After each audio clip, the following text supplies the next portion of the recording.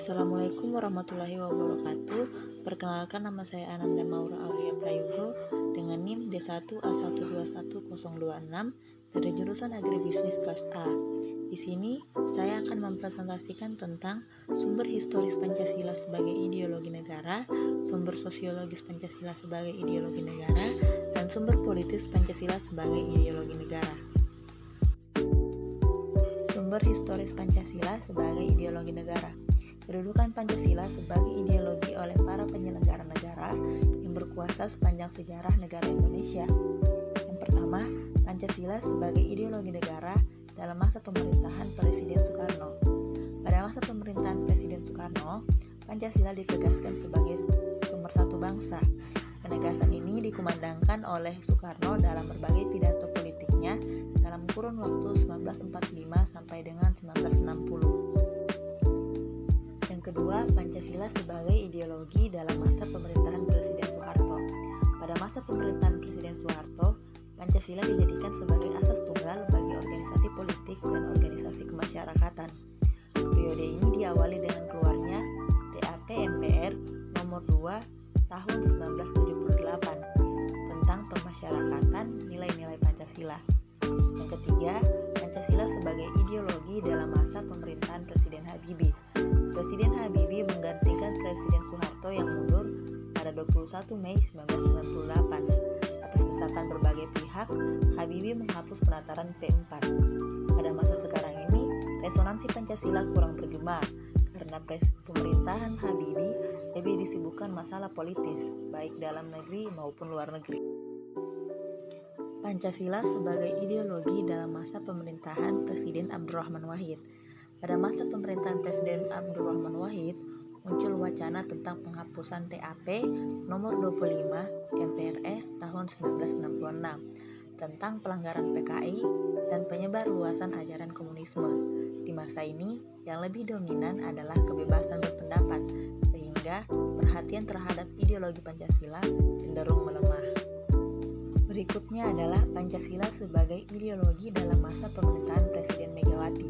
Pada masa ini, Pancasila sebagai ideologi semakin kehilangan formalitasnya dengan disahkannya Undang-Undang Sisdiknas nomor 20 tahun 2003 yang tidak mencantumkan pendidikan Pancasila sebagai mata pelajaran wajib dari tingkat sekolah dasar sampai perguruan tinggi.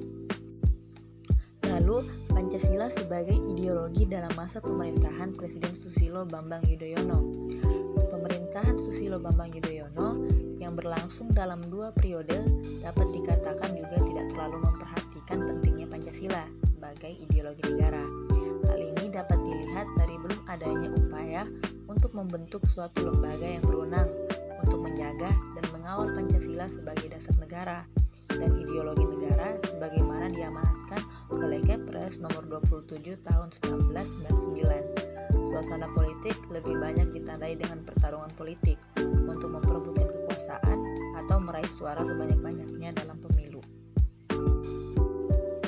Selanjutnya, sumber sosiologis Pancasila sebagai ideologi negara.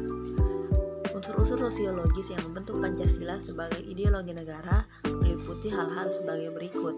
Yang pertama, sila ketuhanan yang Maha Esa dapat ditemukan dalam kehidupan beragama masyarakat Indonesia dalam berbagai bentuk kepercayaan dan keyakinan terhadap adanya kekuatan gaib. Yang kedua, sila kemanusiaan yang adil dan beradab dapat ditemukan dalam hal saling menghargai dan menghormati hak-hak orang lain dan tidak bersikap sewenang-wenang. Yang ketiga, sila persatuan Indonesia dapat ditemukan dalam bentuk solidaritas, rasa setia kawan, rasa cinta tanah air yang berwujud pada mencintai produk dalam negeri. Yang keempat, sila kerakyatan yang dipimpin oleh hikmat kebijaksanaan dalam permusyawaratan perwakilan dapat ditemukan dalam bentuk menghargai pendapat orang lain, semangat musyawarah dalam mengambil keputusan. Yang terakhir, sila keadilan sosial bagi seluruh rakyat Indonesia tercermin dalam sikap suka menolong, menjalankan gaya hidup sederhana, tidak menyolok atau berlebihan. Yang terakhir, kita akan membahas mengenai sumber politis Pancasila sebagai ideologi negara.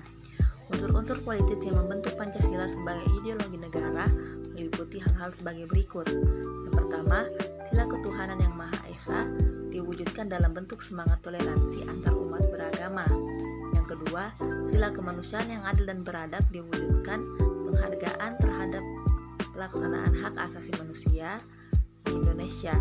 Yang ketiga, sila persatuan Indonesia diwujudkan dalam mendahulukan kepentingan bangsa dan negara daripada kepentingan kelompok atau golongan termasuk partai.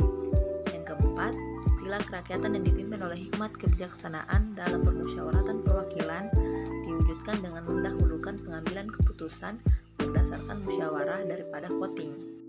Yang kelima, sila keadilan sosial bagi seluruh rakyat Indonesia diwujudkan dalam bentuk tidak menyalahgunakan kekuasaan untuk memperkaya diri atau kelompok, karena penyalahgunaan kekuasaan itulah yang menjadi faktor pemicu terjadinya korupsi. Demikianlah presentasi saya. Jika ada kesalahan kata mohon dimaafkan. Wabillahi taufiq wal hidayah. Wassalamualaikum warahmatullahi wabarakatuh.